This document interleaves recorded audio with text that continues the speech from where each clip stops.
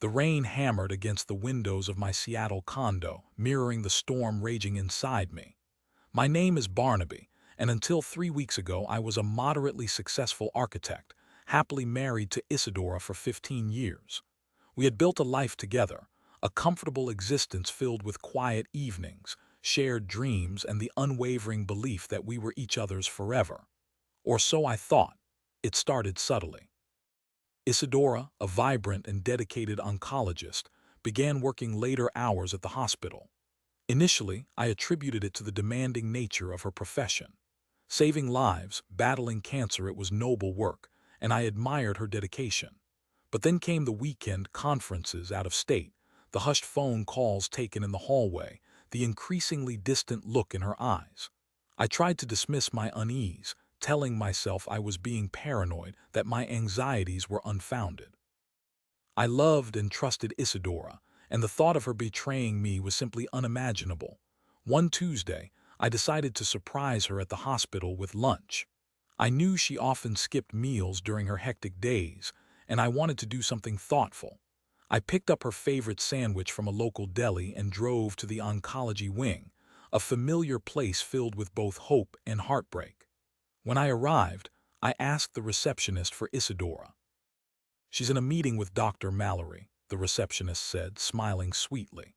"It should be wrapping up any minute." Dr. Mallory. The name pricked at me. He was a new addition to the oncology team, a charismatic and ambitious physician who had joined the hospital a few months prior. I had met him a few times at hospital functions, and while I couldn't pinpoint why, he always made me slightly uneasy. I decided to wait in the lobby, figuring I could catch Isadora before she got too busy.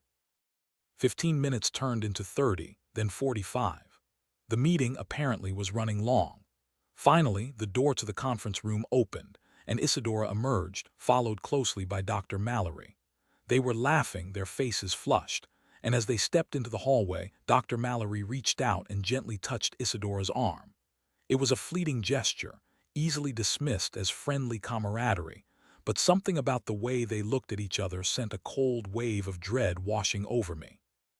I stood frozen, the sandwich bag clutched tightly in my hand. Isadora hadn't seen me yet, and for a moment I considered turning around and walking away, pretending I hadn't witnessed anything. But I couldn't, I needed to know. I took a deep breath and stepped forward. "Isadora," I said, my voice barely a whisper. She turned, her eyes widening in surprise. "Barnaby, what are you doing here?" Her voice was a little too high-pitched, a little too forced. "I just wanted to bring you lunch," I said, holding up the bag. "I thought you might be hungry." She glanced at Dr. Mallory, a flicker of something unreadable passing between them. "That's so sweet of you, Barnaby, but I already ate," she said, forcing a smile. "We had sandwiches at the meeting." The lie hung in the air, thick and suffocating. I knew she was lying. I could see it in her eyes, in the way she avoided my gaze. "Oh," I said, my voice flat. "Well, I guess I'll just go then." I turned and walked away, the uneaten sandwich a heavy weight in my hand. The rain seemed to intensify as I drove home, the world outside a blurry, indistinct mess. I couldn't shake the image of Isadora and Dr. Mallory, their laughter, the touch on her arm. The seed of doubt had been planted, and it was growing rapidly, poisoning everything I thought I knew about my marriage. That night I couldn't sleep. I tossed and turned, my mind racing, replaying the scene at the hospital over and over again. I tried to talk myself out of my suspicions, reminding myself of all the years we had spent together, the love we shared. But the doubt lingered, a persistent whisper in the back of my mind. Finally, around 3 a.m., I got out of bed and went to my office. I knew it was wrong, a violation of her privacy, but I couldn't resist the urge to look at Isadora's emails. I told myself I just needed reassurance, that I would find nothing to confirm my fears. But deep down, I knew the truth. It didn't take long. Her password was easy to guess: our anniversary date. I scrolled through her inbox, my heart pounding in my chest, half hoping, half dreading what I would find. And then I saw it. An email from Liam M. at hospital.org with the subject line, "Tonight. Liam Mallory." My blood ran cold. I clicked on the email, my hands trembling. "I can't stop thinking about you," the email read. "Tonight, my place, 8 p.m. I'll make sure I'm free." Below that was Isadora's reply. "I can't wait. It feels so wrong, but I can't resist you." The words hit me like a physical blow, stealing my breath, crushing my chest. I stared at the screen, my mind reeling, unable to comprehend what I was reading. Isadora, my wife, my partner, the woman I loved more than anything in the world, was having an affair with Dr. Liam Mallory. My world shattered into a million pieces. I spent the rest of the night in a daze, numb with shock and disbelief. I couldn't cry, couldn't scream, couldn't even think straight. The reality of Isadora's betrayal was too much to bear. As the sun began to rise, painting the sky with shades of gray and pink, I knew I couldn't stay in the house any longer. I needed to get away, to clear my head, to try to make sense of what had happened. I grabbed my keys and drove aimlessly, ending up hours later at a remote beach on the Olympic Peninsula. I sat on the sand, watching the waves crash against the shore, the vastness of the ocean a stark reminder of the emptiness that had taken root inside me. For days, I remained in a state of shock, barely eating, barely sleeping, replaying the emails, the lies, the subtle signs I had missed. I felt like I was living in a nightmare, a cruel and twisted reality I couldn't escape. Finally, I knew I had to confront Isadora. I couldn't continue living in this limbo, pretending everything was normal when my world had been turned upside down. I returned to Seattle, to our condo, the place that had once been our sanctuary, now a symbol of betrayal and deceit. Isadora was home, waiting for me. She looked tired, her eyes shadowed, but she greeted me with a forced smile. "Barnaby, you're back. Where have you been? I've been so worried." "Don't," I said, my voice cold and hard.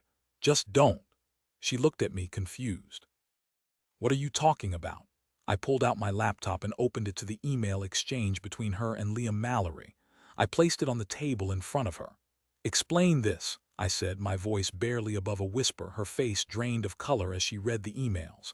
Her eyes darted back and forth, searching for an escape, a way out of the situation, but there was none. The truth was staring her in the face, undeniable and irrefutable. "Barnaby, she stammered, her voice trembling. "It's not what you think." "Oh, really?" I said, my voice dripping with sarcasm. "Because it looks pretty clear to me you're having an affair with Liam Mallory, my colleague, my friend." She started to cry, tears streaming down her face. "I'm so sorry, Barnaby," she sobbed. "It just happened. I didn't mean for it to go this far." "How could you do this, Isadora?" I asked, my voice filled with pain and disbelief. "How could you betray me like this? After everything we've been through, after all the years we've spent together?" She didn't answer, just continued to cry, her shoulders shaking with sobs. "I don't even know you anymore," I said, my voice trembling. "The woman I thought I knew, the woman I loved, would never do something like this." She looked up at me, her eyes filled with desperation. "Please, Barnaby, give me another chance," she pleaded. "I know I've made a mistake, a terrible mistake, but I promise it won't happen again. I'll do anything to win back your trust." I looked at her, at the woman I had shared my life with, the woman I had believed was my soulmate. But all I saw was a liar, a cheat, a betrayer. The love I had once felt for her had been replaced by a cold, hard anger, a burning resentment that consumed me from the inside out. "It's over, Isadora," I said, my voice flat and emotionless. "I want a divorce." Her eyes widened in shock. "No, Barnaby, please," she cried. "Don't do this. We can work through this." "I know we can." But I had made up my mind. The trust was broken, the damage irreparable. I couldn't stay with her, couldn't pretend that everything was okay when it clearly wasn't. "I'm done," I said, turning and walking away. "I'm filing for divorce tomorrow." The next few months were a blur of lawyers, paperwork, and painful conversations. The divorce was messy and contentious, with Isadora fighting me every step of the way. She refused to accept that our marriage was over, clinging to the hope that I would change my mind, that we could somehow salvage what was left. But I remained firm in my decision. I couldn't forgive her, couldn't forget what she had done. The betrayal had cut too deep, leaving a wound that would never fully heal. As the divorce proceedings dragged on, I learned more about Isadora's affair with Liam Mallory. It turned out that it had been going on for months, much longer than I had initially suspected. They had been sneaking around, meeting in secret, lying to everyone around them. I also discovered that Liam Mallory was married himself, with 2 young children. The thought of their spouses and children being collateral damage in their selfish affair only fueled my anger and resentment. I decided that I couldn't let them get away with it. I couldn't allow them to continue living their lives as if nothing had happened, as if their actions had no consequences. I wanted them to pay for what they had done, to experience the pain and humiliation they had inflicted on me and their families. I started digging into Liam Mallory's background, searching for any dirt, any skeletons in his closet. It didn't take long to find something. It turned out that Liam had been falsifying data in some of his research projects, exaggerating the results to gain recognition and funding. It was a serious ethical violation, one that could cost him his job and his reputation. I gathered all the evidence I could find and anonymously sent it to the hospital's ethics committee and the medical board. Within weeks, Liam Mallory was under investigation. His career, his reputation, everything he had worked for was on the line. Isadora, meanwhile, was ostracized by her colleagues, her reputation tarnished by association with Liam. Their affair had become public knowledge, and they were both facing the consequences of their actions. I watched as their lives crumbled around them, a sense of satisfaction washing over me. They had hurt me deeply, and now they were paying the price. But as I reveled in their downfall, I couldn't shake the feeling that something was still missing. Revenge, it turned out, wasn't as fulfilling as I had imagined. It didn't bring me closure, didn't erase the pain of Isadora's betrayal. It just left me feeling empty and hollow. One evening, a few months after the divorce was finalized, I received a phone call from an unknown number. I hesitated before answering, but curiosity got the better of me. "Hello," I said. "Barnaby, it's Gwyneth," the voice on the other end said. "Gwyneth, Liam Mallory's wife." My heart sank. I braced myself for a barrage of anger and accusations. "I know this is probably the last thing you want to hear, but I wanted to thank you," she said, her voice trembling, "for exposing Liam, for showing me the truth." I was taken aback. "You're thanking me?" I said, confused. "Yes," she said. "I knew something was going on, but I couldn't prove it. Liam was so good at lying, at manipulating me. But you gave me the courage to leave him, to start over." We talked for a long time that night, sharing our stories of betrayal and heartbreak. We discovered that we had a lot in common, a shared pain that connected us in a way we never could have imagined.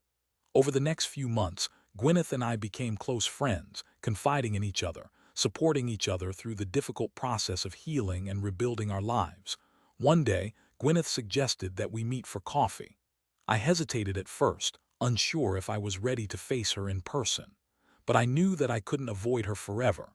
We met at a small cafe near the waterfront. As I waited for her to arrive, I couldn't help but feel a sense of nervous anticipation. When she walked in, I was struck by her beauty and her strength. She had a kind face, a warm smile, and a quiet confidence that I found incredibly appealing. We talked for hours that day about everything and nothing. We shared our hopes and dreams, our fears and insecurities. I found myself drawn to her honesty, her vulnerability, her genuine compassion. As the days turned into weeks and the weeks into months, our friendship deepened into something more. We fell in love, slowly and cautiously, both of us wary of getting hurt again. But our connection was undeniable, a bond forged in the crucible of betrayal and loss. Years later, I'm remarried to Gwyneth, living in a small house on Bainbridge Island. We have a blended family, her 2 children and my own, and we've built a life filled with love, laughter, and mutual respect. Isadora eventually moved away, remarried, and I hear from her sporadically. There is no animosity, but no real contact either. Sometimes I think about her, about what might have been, but I don't regret my decision to leave. I know that I made the right choice, that I deserve to be happy, to be with someone who loves and respects me unconditionally. Betrayal leaves scars, that's for sure, but it also can open new doors. It can lead you to unexpected places, to new beginnings you never thought possible. It can teach you about resilience, about forgiveness, and about the enduring power of love. It reminds you that even in the darkest of times, there is always hope for a brighter future.